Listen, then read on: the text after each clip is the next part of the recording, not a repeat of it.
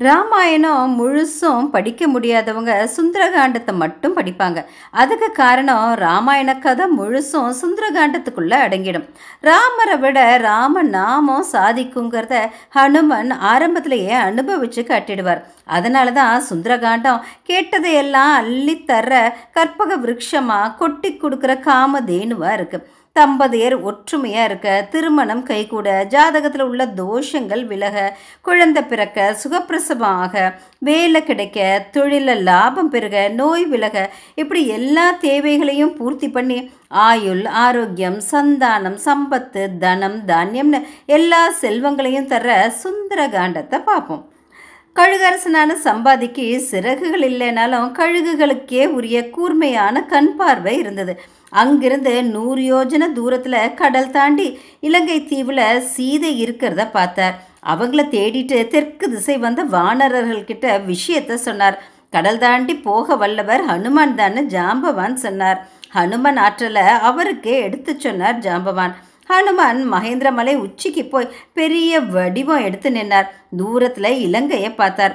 அந்த மலை மேலே இருந்து கடல் தாவ தயாரானார். தேவர்கள் கூடி பூக்கள், சந்தனம், நறுமணத் தூள்களை எல்லாம் தூவி அவரை வாழ்த்தினாங்க. புயல் வேகத்தில் வானத்தில் உயர பறந்தார். அப்போ மைனாகம்னு ஒரு மலை கடல்லிருந்து வெளியே வந்து இவர் பாதையில் குறுக்க வானத்தை முட்டிட்டு நின்னுது. ஹனுமான் அதை தலைகீழ தள்ளிவிட்டார். உடனே அந்த மலை மனுஷ வடிவம் எடுத்து அவர்கிட்ட வந்தது. முந்தி ஒரு காலத்தில் மலைகளுக்கெல்லாம் சிறகுகள் இருந்தது. நினைச்ச இடத்துக்கு பறந்து போகும், தங்கும். அதுவே மற்றவங்களுக்கு இடைஞ்சல ஆனது. அதனால இந்திரன் வஜ்ராயுதத்தால மலைகள் சிறகுகளை வெட்டினார். அப்போ வாயு பகவான் மைனாக மலையை காப்பாற்ற கடலுக்குள்ள தள்ளிவிட்டார். அந்த வாயுதேவன் மகன் ஹனுமனுங்கிறதால அவர் கொஞ்ச நேரம் தான் சிகரங்கள்ல தங்கி இலைப்பாரி அவரோட உபசரிப்பை ஏத்துக்கிட்டு போகணும்னு வேண்டினார். ராமரோட வேலைகளை முடிச்சுட்டு திரும்பினா அவர் உபசரிப்பை ஏத்துக்கிறதா சொல்லிட்டு ஹனுமன் தன் பயணத்தை தொடர்ந்தார். தேவர்கள் நாகமாதாவான சுரசை கிட்ட ஹனுமன் மன வலிமையை சோதிக்க சொன்னாங்க. சுரசை ஒரு பெரிய அரைக்கு உருவம் எடுத்து ஹனுமன் முன்னே நின்னாங்க. ஹனுமன் தானா தன் வாய்க்குள்ள போகணும்னு சொல்ல ராமர் வேலையை முடிச்சுட்டு திரும்புறப்போ அவங்களுக்கு உணவாகிறதா ஹனுமன் சொன்னார். அதை கேட்ட அரக்கி தன் பெரிய வாயை திறந்து ஹனுமனை முழுங்க போக ஹனுமன் அவங்கள விட பெரிய உருவம் எடுத்தார். சட்டுன்னு சின்ன உருவத்துக்கு மாறி சுரசை வாய்க்குள்ள போய் உடனே வெளியே வந்துட்டார். அதை பார்த்த தேவர்கள் ஹனுமன் பலசாலியாகவும் மன உறுதியோடையும் இருக்கிறத பார்த்து பூமழை பொழிஞ்சு வாழ்த்தினாங்க. சுரசை தன் சுய உருவத்துக்கு மாறி ஹனுமனை வாழ்த்தி அனுப்பிச்சாங்க. ஹனுமனை பார்த்து கிண்ணறர்கள் பாடினாங்க. தேவ மகளிர் பாடி ஆடினாங்க. பூதகணங்கள் புகழ்ந்தாங்க. அந்தணர்கள் வேதம் ஓதுனாங்க. காற்று பூக்களோட மனத்தை பரப்பி ஹனுமன் முகத்துல இருந்த வியர்வையை தொடச்சுது. அப்போ அங்காரதாரைன்னு ஒரு அரக்கி ஹனுமனை சாப்பிட வாய் திறக்க ஹனுமன் அவங்க வாய்க்குள்ள புகுந்து வைத்த கிழிச்சு அவங்க குடலை புடுங்கின கைகளோட வானத்துல பறந்தார். சவால்களை பார்த்து ஒளியாம நேருக்கு நேர நின்று துணிச்சலோட சமாளிச்ச ஹனுமன் மேல பிரம்மதேவர் பூக்களை தூவினார். ஈசன் ஆச்சரியத்தோட பார்த்தார். முனிவர்கள் ஆசி வழங்கினாங்க. ராம நாமத்தை சொன்ன உடனே கழுகரசன் சம்பாதிக்கு சிறகு முளைச்சு வளர்ந்ததை தன் கண்ணால பார்த்தவர் ஹனுமான். தனக்கு அடுத்தடுத்து வர்ற கஷ்டத்தை போக்க ஒரே வழி ராமநாமத்தை சொல்றதுதான்னு முடிவு பண்ணினார். ராமான்னு ஒரு தடவை சொன்னாலே பல 100 துன்பங்கள் விலகும். ராமான்னு நினைச்சா பல காலம் படுத்தின கஷ்டமெல்லாம் போயிடும். ராமான்னு ஒரு தடவை கூப்பிட்டாலே துன்பமெல்லாம் தீரும். இப்படி ராம நாமத்தை சொன்னபடி கடல் கடந்து இலங்கையில் இருக்க பவள மலையில் இறங்கினார் ஹனுமன். இலங்கை ரொம்ப அழகா சொர்க்கம் மாதிரி இருந்தது. தேவ சிற்பியே உருவாக்குனது அந்த ஊர். மாளிகைகள் தங்கத்தால வேயப்பட்டிருந்தது. மரங்கள் எல்லாம் கற்பக விருட்சம். தேவலோக பெண்கள் அங்க பணிப்பெண்கள், தேவர்கள் வேலையாட்கள். ராவணன் தன் தவத்தால அடைஞ்சது இதெல்லாம். யானைகள், குதிரைகள், தேர்கள் அங்க நிறைய இருந்தது.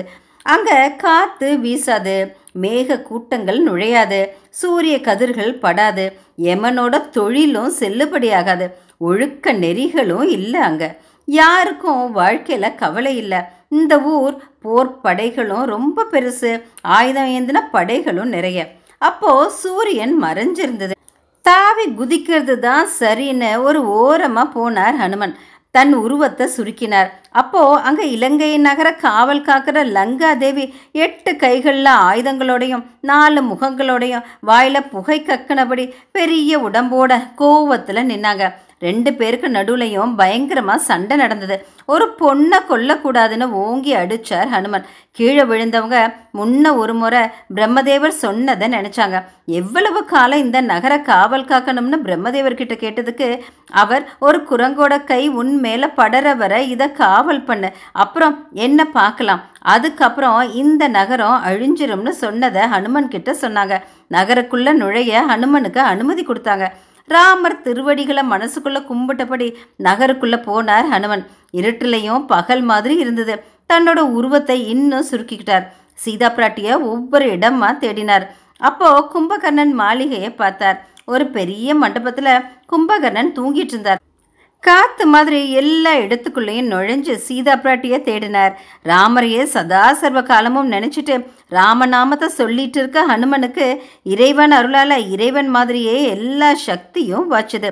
தர்ம தேவதை மாறி இருக்க விபீஷணன் மாளிகைக்கும் மற்ற நிறைய மாளிகைக்குள்ளேயும் போய் தேடினார். இந்திரஜித்தை பார்த்தார். ராமரும் லக்ஷ்மணரும் இவர் கூட ரொம்ப நாள் சண்டை போடணும்னு உணர்ந்தார். ராவணனோட மற்ற மகன்களான அக்ககுமாரன் அதிகாயன் மாளிகைகள்லையும் சீதையை தேடினார். புறநகர்ல எங்கேயும் சீதாதேவி இல்லை. இடைநகர் அகழிய கஷ்டப்பட்டு தாண்டி இடைநகருக்குள்ள போனார். 300,000 வீதிகள்லையும் அந்த நடு ராத்திரியில சீதையை தேடினார். அதையும் தாண்டி அகநகருக்குள்ள போனார். அங்க ராவணன் மாளிகையிலையும் அவனோட இருக்க மற்ற பெண்கள் மாளிகைகள்லையும் சீதையை தேடினார். எங்கேயும் சீத்தை இல்லை. மண்டோதரி மாளிகைக்கு போனார். சாமுத்திரிகா சாஸ்திரத்தை சூரியன் கிட்ட படிச்சிருந்தார் ஹனுமன். பத்தினி பெண்களுக்கே உரிய இலக்கணம் மண்டோதரி கிட்ட இருந்ததை பார்த்தார். அதே சமயம் தூங்குறப்போ தலைமுடி அவுந்து கெட்ட வார்த்தைகளை சொல்லிட்டு இருந்தாங்க. அது மூலமா அவங்க கணவனுக்கும் அவங்க இருக்க நகரத்துக்கும் சீக்கிரமே கெட்டது நடக்கும்னு தெரிஞ்சுக்கிட்டார் ஹனுமன். ராவணன் மாளிகைக்குள்ளேயும் தேடினார். கீழே தர துடிச்சுது. மலைகள் உதிர்ந்துச்சு. 8 திசைகளும் அதிர்ந்துச்சு. மின்னல் இல்லாம இடி முழங்குச்சு. பூரண கலசங்கள் வெடிச்சுது. இதெல்லாம் ஹனுமன் மனசுக்கும் கண்ணுக்கும் காட்சியா தெரிஞ்சுது. ராவணன் புண்ணியத்தால அங்க அத்தனை நாள் நிலைச்சிருந்த செல்வவளம் அவன் செய்கையால அழிய போறத உணர்ந்தார். ராவணனை பார்த்ததும் ஆத்திரப்பட்டார். அவனோட 10 தலையையும் வெட்டணும்னு நினைச்சார். ராவணன் தூக்கத்திலையும் தவிக்கிறத பார்த்து சீதை நல்லா இருப்பாங்கன்னு உணர்ந்தார் ஹனுமான். அங்கிருந்து வெளியே வந்தார். எங்கேயும் சீதை இல்லையேன்னு வருத்தப்பட்டார். கொன்று தின்னுருப்பாங்களோ, இல்லை இலங்கைக்கு வெளியே சிறை வச்சிருப்பாங்களோ, என்ன சொல்றது ராமர்கிட்ட. சுக்ரீவன் 1 மாத காலத்துக்குள்ள சீதையை கண்டுபிடிக்கணும்னு சொன்னார். அந்த காலகட்டம் முடிஞ்சது. தேவர்கள்கிட்ட கேட்டாலும் சொல்ல மாட்டாங்க. கழுகரசன் சம்பாதி சொன்னது பொய்யா இருக்குமோன்னு யோசிச்சுட்டு இருந்தப்போ பக்கத்துல ஒரு சோலையை பார்த்தார். அங்க போனார். அங்கேயும் சீத்தை இல்லைன்னா இலங்கையையும் அழிச்சிட்டு தானும் அழியறது தான் மேல்னு நினைச்சார். தேவர்கள் பூமழை பொழிஞ்சாங்க. அந்த அசோக வனத்துல சீதா பிராட்டி அரக்கிகள் காவலுக்கு நடுவுல இருந்தாங்க. சீதை அசோக வனத்துல குளிக்காம தூங்காம விதியோட வலிமையை நினைச்சு எழைச்சு போய் இருந்தாங்க. இருந்தாலும் நம்பிக்கையோட இருந்தாங்க. ராமரை நினைச்சு கும்பிட்டாங்க, அழுதாங்க, அவரையே நினைச்சிட்டு இருந்தாங்க. தன்னை ராவணன் விமானத்துல கொண்டு வந்தப்போ அவன் கூட சண்டை போட்ட கழுகரசன் ஜடாயு இறந்திருப்பாரோ, ராம லக்ஷ்மணருக்கு தன் நிலையே தெரியாதோன்னு நினைச்சு அழுதாங்க. அவருக்கு யார் பரிமாறுவா, விருந்தினர் வந்தா யார் உபசரிப்பான்னு நினைச்சு வருத்தப்பட்டாங்க. தசரதர் அரசாள்ற பொறுப்பை கொடுத்தப்போ சந்தோஷத்துல மனசு தழும்பி வழியல. அயோத்தி அரசு உனக்கில்ல உன் தம்பிக்கின்னு கைகேயி சொன்னப்பவும் மலர்ந்த முகத்தோட பின்னவன் பெற்ற செல்வம் அடியேன் பெற்றதன்றோன்னு சொன்ன ராமரோட பெருந்தன்மை. 7-2 ஆண்டுகள் கழித்து திரும்பன்னு கைகேயி சொன்னப்போ வருத்தப்படாத மனசு. மிதிலை சபையில் ராமரோட தோல் ஆற்றலால் சிவதனுசு ஒடிஞ்சு விழுந்தது. குகனுக்கு இறங்கின மனிதநேயம். திரிசடன்னு ஒரு அந்தணன் ஒரு தடி தூக்கி வீச அது விழுந்த இடம் வரை இருந்த பசுக்கூட்டம் முழுசும் தரணும்னு கேட்க அதை கொடுத்த அவர் தயால குணம். இப்படி எல்லாருக்கும் அருள் புரிஞ்சவர் தன்னை காப்பாற்ற வரலையே. கரதூஷணரையும் 14,000 படை வீரர்களையும் ஜெயிச்சவர் என்ன மீட்க வரலையே. ஏன் நான் இறந்திருப்பேன்னு நினச்சிருப்பாரோ, இல்லை அவங்க 2 பேருக்கும் ஏதாவது ஆபத்தா? இப்படி பல விதமாக நினச்சி அழுதாங்க. நடுராத்திரி நெருங்குச்சு. சீதையை காவல் இருந்த அரக்கிகள் தூங்க ஆரம்பிச்சாங்க. திரிசடைன்னு ஒரு அரக்கி சீதை மேலே ரொம்ப பிரியம். அவங்க மட்டும் முழிச்சிருந்தாங்க. அவங்க கிட்ட சீதை ஏன் புருவமும் கண்ணும் நெத்தியும் இடது பக்கம் துடிக்குது, அது நல்லதா இல்லை ஏன் கர்ம வினையால் இன்னும் கஷ்டமா? ராமர் விஸ்வாமித்ரரோட மிதிலை வந்தப்போ இப்போ மாதிரியே அப்பவும் இடது பக்கம் புருவம் கண் நெத்தி துடிச்சுது. அவர் வனவாசத்துக்கு புறப்பட்டப்போ வலப்பக்கம் துடிச்சுது. ராவணன் வஞ்சகமா பஞ்சவடிக்கு வந்தப்பவும் வலது பக்கம் துடிச்சுதுன்னு சொன்னாங்க. உடனே திருசடை, இது மங்களம், உங்களுக்கு நல்லது நடக்கும், நீங்க உங்க கணவரோட சேர போறது உறுதி. பொன்னிறத்துல ஒரு வண்டு உங்க காதுல இன்னிச பாடுச்சு. அதை நினச்சா உங்கள் பிராண நாயகன்கிட்ட இருந்து ஒரு தூதுவன் இங்கே வருவான்னு தோணுது. நான் ஒரு கனா கண்டேன். ராவணன் சிவப்பு நிற ஆடை உடுத்தி 10 தலைகள்லையும் வழிய வழிய எண்ணெய் தேய்ச்சிட்டு கழுதையும் பேயும் பூட்டின தேரில் தெற்கு திசையில் போனார். அவரோட மக்களும் உறவுகளும் அரக்கர்களும் கூட போனாங்க. யாரும் திரும்பலை. அதனால குலநாசம் உண்டாகும். முரசு வாத்தியங்கள் யார் உதவியும் இல்லாமல் முழங்குச்சு. மேகம் இல்லாமல் மின்னல் பயங்கரமாக இடிச்சுது. இரவு நேரத்தில் விடியறதுக்கு முன்னாடியே சூரியன் பாதி எரிஞ்சு போனது மாதிரி இருந்தது. அரக்க வீரர்கள் போட்டிருந்த கற்பக மாலை நறுமணம் வீசாம புலால் நாத்தம் வீசுச்சு. இலங்கையை சுற்றி இருக்க சுவர்கள் சுழண்டுச்சு. எல்லா பக்கமும் தீ பிடிச்சு எரிஞ்சுது. கற்பக சோலை கரிஞ்சு போச்சு. பூரண கும்பங்கள் வாய் விரிஞ்சு தண்ணியை சிந்தி ஒடிஞ்சுது. தீப ஒளியும் அணைஞ்சுது. தோரண கம்பங்கள் முறிஞ்சுது. யானை தந்தங்கள் ஒடிஞ்சு விழுந்தது. அந்தணர்கள் வேதம் ஓதி ஸ்தாபிச்ச பூரண கும்பத்திலிருந்து தண்ணி கல் மாதிரி பொங்கி வழிஞ்சுது. அரக்கிகள் திருமாங்கல்யம் தானே அருந்து விழுந்தது. பட்டத்து மகிழ்ச்சி மண்டோதரியோட கூந்தல் அலங்கோலமாக அவுந்து தீயினால் கருகி துர்நாற்றத்தோடு வெந்தது. இந்த கனவு அரக்கர்களுக்கு பெரிய கஷ்டம் வரப்போகுதுங்கிறத உணர்த்துது. 1000 தீபம் உள்ள விளக்கை ஏந்திக்கிட்டு சிவந்த நிறத்தில் ஒரு பொண்ணு ராவணன் மாளிகையிலிருந்து புறப்பட்டு விபீஷணன் திருமாளிகைக்கு போனாங்க. அப்போ தான் நீங்கள் என்ன எழுப்புனீங்கன்னு திருசடை சொன்னப்போ சீதை 2 கைகளையும் குவிச்சு கும்பிட்டு, தாயே தூங்கு, இன்னும் மிச்ச கனவையும் கண்டு சொல்லுன்னு சொன்னாங்க. அப்போ தான் அனுமன் அங்கே வந்தார். தூங்கிட்டு இருந்த காவல் அரக்கிகள் முழிச்சாங்க. அவங்க வயிற்றுல வாய் இருக்கும், 10 கைகளும் ஒரு தலையும் இருக்கும். பார்க்கவே பயங்கரமாக யானை, குதிரை, புலி, கரடி, பேய், சிங்கம், நரி, நாய் மாதிரி முகம் இருக்கும். அவங்கெல்லாம் சீதையை சுற்றி நிற்க சீதாதேவி அழத் தொடங்கினாங்க. அனுமன் ஒரு மரக்கிளையில் உட்கார்ந்து பார்த்தார். இது சீதா பிராட்டியாக தான் இருக்கணும்னு நினச்சார். ராமர் சொன்ன சீதையோட அங்க அடையாளங்கள் இலக்கணங்கள் எல்லாம் பொருந்துச்சு. கண்டனன் தேவியைன்னு ஆடினார் பாடினார். அக்னிக்கு நடுலையும் சாப்பிடாம இருந்தும் தவம் செய்கிறவங்களை விட இல்வாழ்க்கையே தவமாக இருக்க பெண்கள் உயர்ந்தவங்கன்னு அனுமன் தெளிவாக தெரிஞ்சுக்கிட்டார். கிளையிலிருந்து இறங்கி மரத்தோட ஒரு பொந்துக்குள்ள அவர் போனப்போ ராவணன் வர்றது தெரிஞ்சுது. ஊர்வசி உடைவாளை ஏந்திட்டு வர, மேனகை வெத்தலை மடிச்சு கொடுக்க, திலோத்தமை செருப்புகளை ஏந்திட்டு வர, மற்ற தேவமங்கைகள் 4 பக்கமும் சூழ்ந்து வர, பச்சை கற்பூரம் பூமாலை சந்தனம் மனம் வீச வெண்குடைக்கு கீழே ராவணேஸ்வரன் அசோக வனத்துக்குள்ள வந்தார். அனுமன் தன்னை மறைச்சிக்கிட்டு ராமநாமத்தை மனசுல ஜெபிச்சபடி இருந்தார். ராவணன் சீதை பக்கத்துல வந்தார். சீதை பயத்துல நடுங்கினாங்க.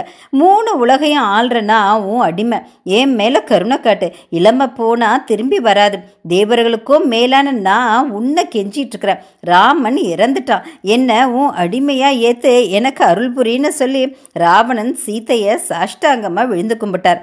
அவனை ஏறெடுத்தும் பார்க்க பிடிக்காத சீதை, ராமர் அம்பு எதையும் அழிக்கும், நீ பிழைக்கணும்னா என்ன என் கணவன் கிட்ட கொண்டு போய் விடு, அவர் இங்க வந்தா உன் குலமே அழிஞ்சு போகும். சிவபெருமான் கொடுத்த வாளால ஜடாயுவை கொன்ன, இல்லைன்னா அன்னைக்கு ஜடாயுவால இறந்திருப்ப. இளைய பெருமாள் எனக்கு காவல் இருந்தப்போ வரல, இப்போ என் காலில் விழுகிறேன்னு கோபமாக சொன்னாங்க. அதுக்கு ராவணன், ராமனை கொன்னிருந்தா நீயும் அன்னைக்கே உயிரை விட்டுருப்ப, அப்புறம் நானும் வாழ மாட்டேன், அதனால தான் நான் உன்னை வஞ்சகமாக கடத்திட்டு வந்தேன். இப்பையும் நீ இணங்கி வரலன்னா அயோத்திக்கு போய் பரதன் முதலானவங்களையும் மிதிலைக்கு போய் உங்கள் அப்பா முதலானவங்களையும் கொன்று குவிச்சிட்டு இங்கே வந்து உன்னையும் கொன்னுருவேன்னு அதட்டினார். அரக்கிகள் கிட்ட சீக்கிரம் அவளை வசப்படுத்துங்க, இல்லைன்னா உங்களை கொன்னுருவேன்னு மிரட்டிட்டு போனார். அவர் போனதும் அரக்கிகள் சீதையை அதட்டினாங்க, பயமுறுத்துறாங்க. திருசடை அவங்க கண்ட கனவை எல்லார்கிட்டையும் சொல்ல அவங்களுக்கும் நல்ல புத்தி வந்தது. அரக்கிகள் தூங்க போனாங்க. இதுதான் பிராட்டிக்கிட்ட பேச ஏத்த தருணம்னு அவங்க அசந்து தூங்க மந்திரம் சொன்னார் ஹனுமன். சீதையோ தன்னை காப்பாத்த ராமர் வரமாட்டாரான்னு அழுது புலம்பினாங்க. அங்கிருந்த குறுக்கத்தி மரத்துக்கிட்ட போய் ஒரு கொடிய மரத்துல வலுவா சுத்தி தன் கழுத்துக்கு கொண்டு வர முயற்சி பண்ணாங்க. அதை பார்த்த ஹனுமன் திடுக்கிட்டார். ராமதூதன் நான் சத்தமா சொன்னபடி சீத்தை முன்னாடி குதிச்சு கும்பிட்டு நின்னார். ராமதூதன் நான் ஹனுமன் சொன்ன வார்த்தைகள் சீதை காதில் தேனா பாஞ்சது. அவங்க செஞ்ச வேலையை விட்டுட்டு திரும்பி பார்த்தாங்க. உடனே ஹனுமன், ராமர் கட்டளைப்படி உங்களை தேடி கண்டுபிடிக்க வந்தேன். நீங்கள் இங்கே இருக்கிறது தெரிஞ்சிருந்தா இந்த அரக்கர் குலத்தையே ராமபிரான் அழிச்சிருப்பார். அவர் கொடுத்து அனுப்பிச்ச அடையாள செய்திகளும் இருக்குன்னு சொன்னார். ஹனுமனை பார்த்த உடனே ஒழுக்கத்தில் சிறந்த ஐம்புலன்களை அடக்கி ஆள்ற தவசியோ தேவனோன்னு நினைச்சாங்க சீதை. அவர் பேச்சும் அவர் தோற்றமோ அவர் தூய்மையானவர், அறிவு நிறைஞ்சவர்னு சொல்லுச்சு. வீரனே நீ யாருன்னு சீதை கேட்டாங்க. சீதை ராமரை பிரிஞ்சதிலிருந்து நடந்ததை சுருக்கமாக சொன்னார் ஹனுமன். ராமர் சுக்ரீவனை சந்திச்சதும் வாலியை வதச்சதும் சுக்ரீவனை அரசராக்குனதும் தான் அவரோட ஒரு அமைச்சர் வாயுகுமாரன் ஹனுமன்னும் தன்னை அறிமுகப்படுத்திக்கிட்டார். அவர்கிட்ட ராமர் திருமேனி எப்படி இருக்கும்னு ராமரை இவருக்கு தெரியுமான்னு உறுதிப்படுத்திக்கிறதுக்காக சீதை கேட்டாங்க. ராமர் திருவடி விரல்கள் காலையில் உதிக்கிற சூரிய கதிர்கள் மாதிரி இருக்கும்னு ஆரம்பித்து அவர் தோள்கள், பல், மூக்கு, புருவம், நெத்தி, தலைமுடி, நடைன்னு ஒன்னொன்னே வர்ணித்தார் ஹனுமன். ராமர் சொன்ன அடையாள செய்திகளையும் சொன்னார். ராமர் காட்டுக்கு புறப்பட்டப்போ ராமர் வரவேண்டான்னு சொல்லியும் உங்களை பிரிஞ்சு இருக்க மாட்டேன், அப்படி இருந்தால் உயிரை விட்டுருவேன்னு சீதை சொன்ன செய்தியை சொன்னார். ராமர் கொடுத்தனுப்பிச்ச அவர் பேர் எழுதின மோதிரத்தை காட்டினார். ராமரையே நேரில் பார்த்த மாதிரி சந்தோஷப்பட்டாங்க சீதை. எனக்கு உயிர் கொடுத்த அம்மாவும் அப்பாவும் நீ, நான் உனக்கு என்ன கைமாறு செய்ய முடியும்? மகா பிரளயத்தப்போ 14 லோகங்கள் அழிகிறப்பவும் அழிவே இல்லாமல் இன்னைக்கு இருக்க மாதிரி கூடவோ குறையவோ இல்லாமல் நீ பல்லாண்டு வாழணும்னு ஹனுமனை சிரஞ்சீவியாக இருக்க வாழ்த்தினாங்க. ராம லக்ஷ்மணரை பற்றி விசாரித்தாங்க சீதை. ஹனுமன் மாயமானா வந்த மாரீசன் ராமர் மாதிரி குரல் எழுப்புனது, அந்த சத்தம் லக்ஷ்மணருக்கு கேட்கக்கூடாதுன்னு ராமர் வில்லில் நான் இழுத்து ஒளியை எழுப்புனது, காடு மேடெல்லாம் சீதையை தேடினது, ஜடாயுவை பார்த்தது, நடந்ததை சொல்லிட்டு ஜடாயு உயிரை விட்டது, அவருக்கு ஈம கடன்களை பண்ணது, வானரசேனை சீதையை தேடி புறப்பட்டது, ராம நாமத்தை சொன்னபடி அவரை தியானம் பண்ணபடி கடல் தாண்டினதுன்னு எல்லாத்தையும் சொன்னார். சீதை அவர் வல்லமையை தெரிஞ்சுக்க விஸ்வரூபம் எடுத்து நின்னார். ஹனுமனோட ஆற்றலை புகழ்ந்தாங்க சீதை. நீங்கள் என் தோளில் உட்காந்தீங்கன்னா இமை பொழுதில் ராமபிரான் கிட்ட உங்களை விட்டுடுவேன். இல்லை இலங்கையோடு எடுத்துகிட்டு போகட்டுமா? அதுவும் முடியும். இல்லை இலங்கையவே எரித்து சாம்பலாக்கி அரக்கர்களை பூண்டோடு அழிச்சிட்டு உங்களை ராமர்கிட்ட சேர்க்கவான்னு கேட்டார். அதுக்கு சீதை, நீ என்னை தூக்கிட்டு போகிறப்போ அரக்கர்கள் நடுக்கடலில் போர் புரிஞ்சா நம்ம 2 பேருக்குமே அது இடைஞ்சலாகும். ராவணன் தான் என்னை யாருக்கும் தெரியாமல் வஞ்சனையாக தூக்கிட்டு வந்தா நீயும் அதே மாதிரி நினைக்கலாமா? தன் மனைவியை தானே மீட்க வல்லமை இல்லாதவர் ராமர்னு அவருக்கு பேர் வந்துடும். தேவர்கள் பார்க்க ராமர் அம்புகளால் ராவணன் தலைகள் கீழே விழ ஏன் உடம்ப வேட்கையோடு பார்த்த அவன் கண்களை காக்கைகள் கொத்தி திங்கிறத நான் பார்க்கணும். ஏன் சாபத்தால் எல்லாத்தையும் எரித்து அழிச்சிருப்பேன். ஏன் சொல்ல விட அவர் வில் பெருசு இல்லையா? ராமர் திருமேனியை தவிர 5 பொறிகளையும் அடக்கி ஆண்டிருந்தாலும் ஆண்மகன்னு உலகம் சொல்கிற உன் தோல்லையும் ஏறுறது முறை இல்லையே. ராமர்கிட்ட நீ திரும்பி போன்னு சொன்னாங்க. ராம லக்ஷ்மணர்கள் போர் புரிஞ்சு ஜெயிக்கிற வர உங்கள் உயிரை போக்கிக்க கூடாது. ஏதாவது செய்தி இருக்கா ராமர்கிட்ட சொல்லன்னு ஹனுமன் கேட்டார். நான் இன்னும் 1 மாதம்தான் உயிரை பிடிச்சிருப்பேன். இது ராமர் மேலே சத்தியம். அவர் இந்நேரம் என்ன மீட்டிருக்கணும். என்ன மீட்ற பொறுப்பு லக்ஷ்மணருக்கும் இருக்குது. என் மாமியார் 3 பேருக்கும் என் வணக்கத்தை சொல்லு.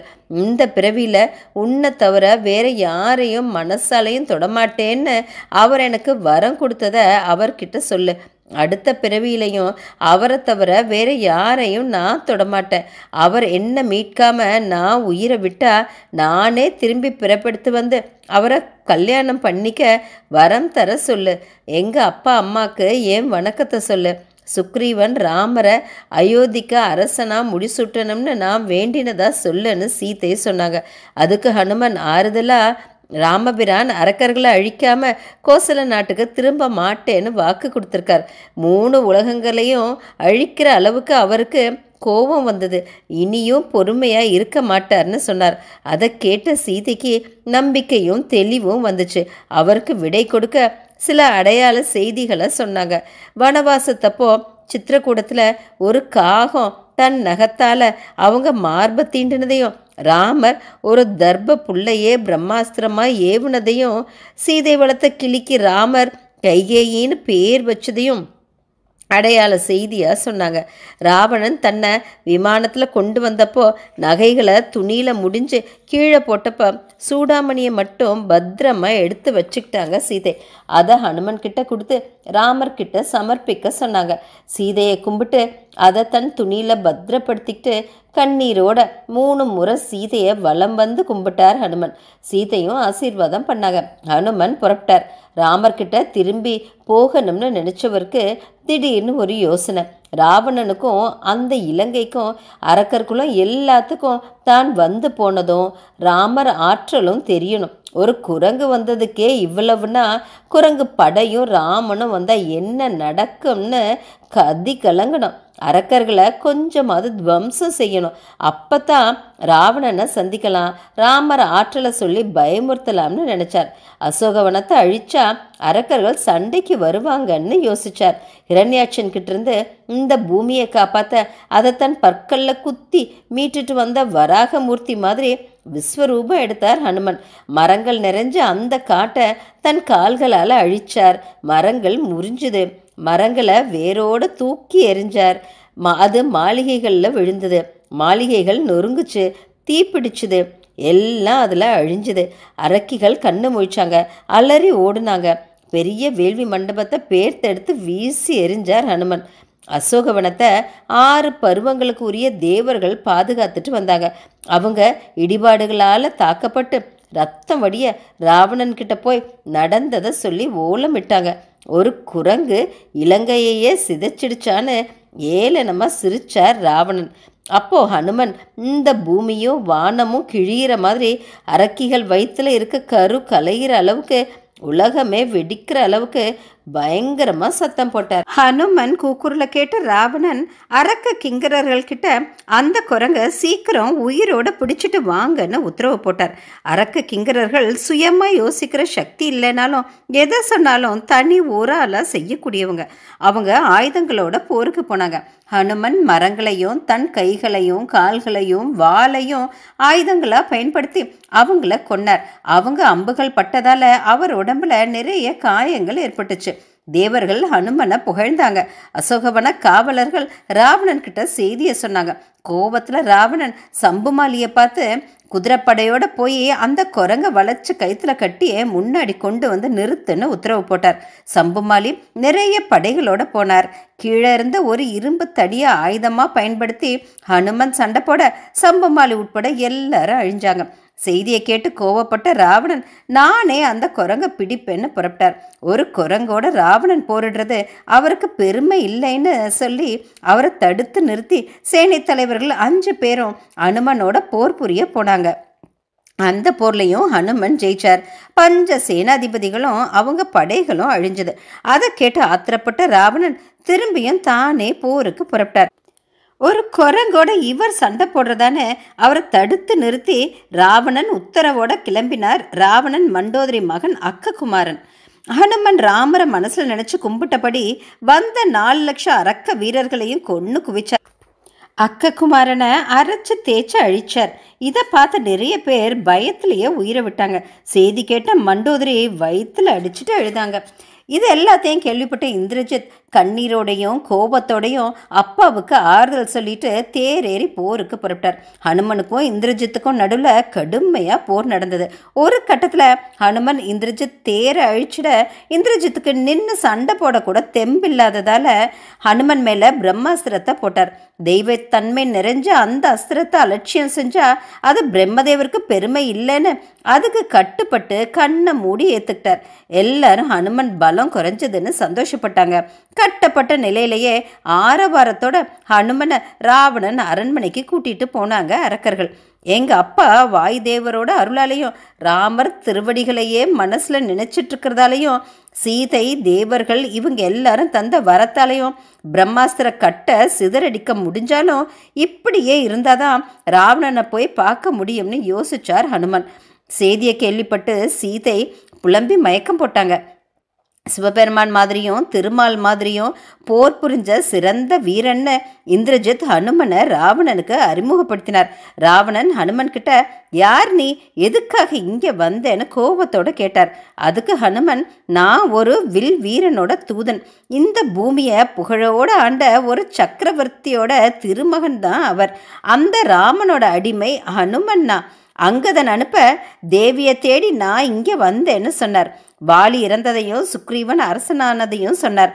அதுக்கு ராவணன், தூதனா வந்த நீ ஏன் சண்டை போட்டேன்னு கேட்டார். அதுக்கு பதிலாக நீதியை போதிச்சார் ஹனுமன். சீதா பிராட்டியை கஷ்டப்படுத்தினதால நீ அடைஞ்ச தவ பயனெல்லாம் உன்னை விட்டு போக ஆரம்பிச்சிருச்சு. அதனால சீதையை ராமர்கிட்ட விட்டுடு. உன்னை பார்க்கத்தான் அசோகவனத்தை அழிச்சேன், என்ன கொல்ல வந்தவங்களை அழிச்சேன்னு சொன்னார். அதை கேட்டு கோபப்பட்ட ராவணன் ஹனுமனை கொல்ல உத்தரவு போட்டார். விபீஷ்ணன் தூதரை கொல்லக்கூடாதுன்னு நீதியை எடுத்து சொன்னார். அதை கேட்ட ராவணன் அரக்க வீரர்கள்கிட்ட குரங்கோட வாலில் நெருப்பை வச்சு நகர வீதிகளில் கூட்டிட்டு போய் எல்லையை தாண்டி துரத்துங்கன்னு உத்தரவு போட்டார். பிரம்மாஸ்திரத்தால் கட்டப்பட்டிருக்கப்போ நெருப்பு வைக்கக்கூடாதுன்னு இந்திரஜித் பிரம்மாஸ்திரத்தை விடுவிச்சான். நிறைய கயிறுகளால் ஹனுமனை கட்டினாங்க. ஹனுமன் பேர் உருவத்தை கட்ட இலங்கை வீடுகளில் இருக்க ஊஞ்சல் கயிறு, தேரில் கட்டப்பட்ட கயிறு, குதிரை, யானையை கட்டின கயிறுன்னு எல்லா கயிறையும் கொண்டு வந்து கட்டினாங்க. அரண்மனைக்கு வெளியில் ஹனுமன் வாலில் துணிகளை சுற்றி நெய் எண்ணெய் எல்லாம் ஊற்றி தீ வச்சாங்க. அவர் மேலே கட்டப்பட்டிருந்த கயிறுகளை ரெண்டாக பிரித்து 2 பக்கமும் லட்சம் அரக்க வீரர்கள் பிடிச்சிட்டு வந்தாங்க.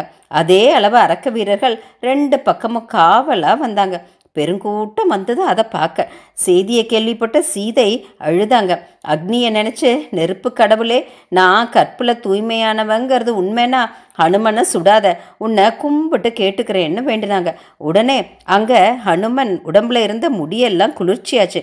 அவர் வால் எலும்பு வர குளிர்ச்சியாச்சு. சீதா பிராட்டி கும்பிட்டதால ஈசனோட நெற்றிக்கண் நெருப்பு, பிரம்மதேவர் உள்ளங்கையில் இருந்த நெருப்புன்னு எல்லா அக்னியும் குளிர்ந்து போச்சு.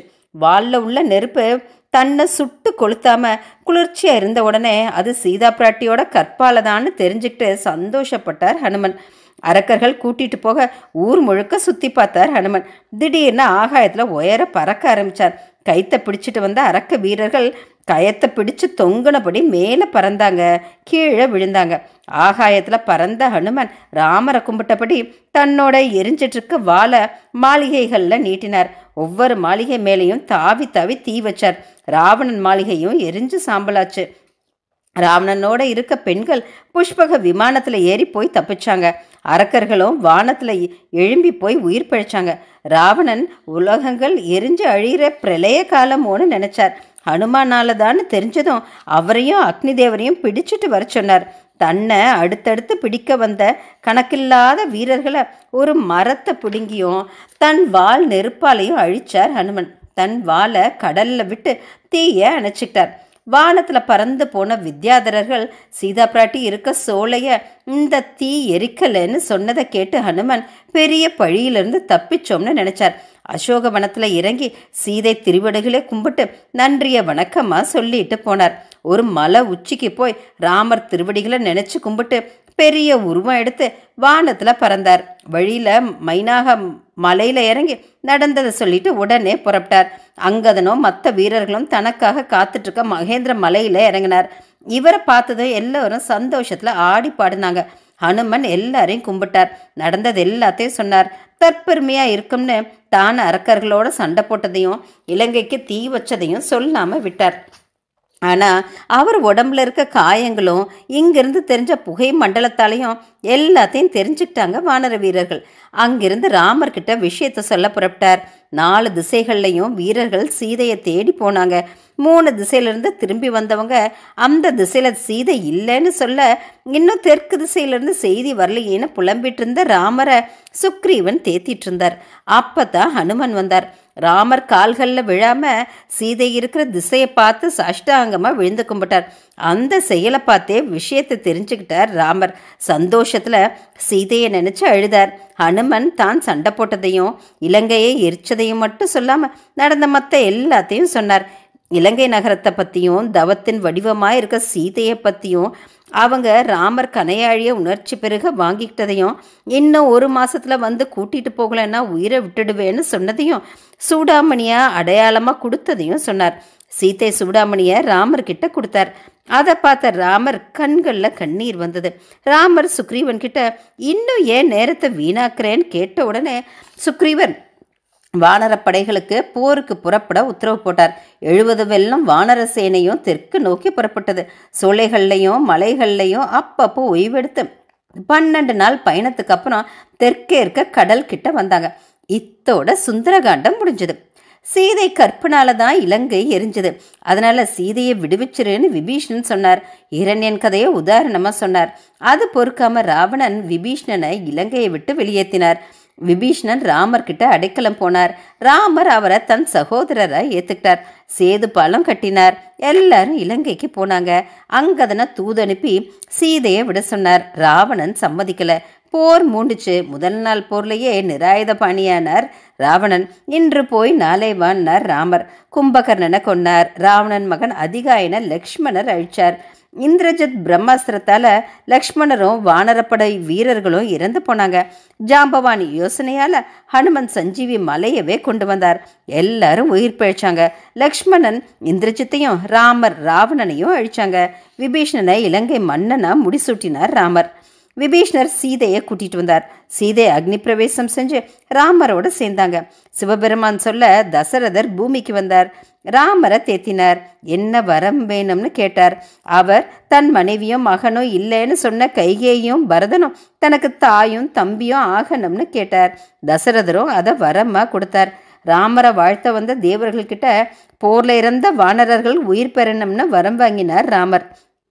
விபீஷ்ணன் உதவியால் புஷ்பக விமானத்தில் ஏறி ராமர் அயோத்திக்கு போனார். மறுநாளே பட்டாபிஷேகம். ஹனுமன் 7 கடல் தண்ணியையும் புண்ணிய நதிகளோட தீர்த்தங்களையும் கொண்டு வந்தார். பளிங்கு மண்டபத்தில் அழகான பீடத்தில் சீதையோட ராமர் இருக்க மங்கள கீதம் பாட வேதம் முழங்க சங்கும் வாத்தியங்களும் ஒலிக்க பூ மழையில் வசிஷ்டர் முனிவர்கள் அந்தணர்கள் அமைச்சர்கள் பேரறிஞர்கள் சான்றோர்கள் சுக்ரீவன் அங்கதன் ஹனுமன் விபீஷணன் குகன் உள்பட எல்லாரும் அபிஷேகம் செஞ்சாங்க. ராமரும் சீதையும் சிம்மாசனத்தில் உட்கார்ந்தாங்க. அரியணைய ஹனுமன் தாங்கினார். வாளை அங்கதன் பிடிச்சிருந்தார். வெண்கற்ற குடைய பரதன் பிடிச்சிருந்தார். லக்ஷ்மணரும் சத்ருகனனும் கவரி வீசினாங்க. வசிஷ்டர் முடிசூட்டினார். எல்லாரும் அவங்கவுங்க தலையில முடிசூட்டப்பட்ட மாதிரி சந்தோஷப்பட்டாங்க. ராமர் 3 தம்பிகளுக்கும் முடிசூட்டினார். பரதனை செங்கோலாட்சி நடத்த சொன்னார். பட்டாபிஷேகத்தை பார்க்க வந்த குகன் சுக்ரீவன் அங்கதன் ஹனுமன் விபீஷணன் எல்லாருக்கும் ராமர் பரிசுகள் கொடுத்து விடை கொடுத்தார். ஹனுமன் கிட்ட உன்ன மாதிரி யார் உதவி செய்ய முடியும்? நான் என்ன கைமாறு செய்ய முடியும்? நீயே வந்து என்ன ஆற தழுவிக்கோன்னு தன் அடியவனை பெரியவனாக்கி சந்தோஷப்பட்டார். ராமர் தம்பிகளோட ரொம்ப காலம் அறநெறியோட நாட்டை ஆண்டார்.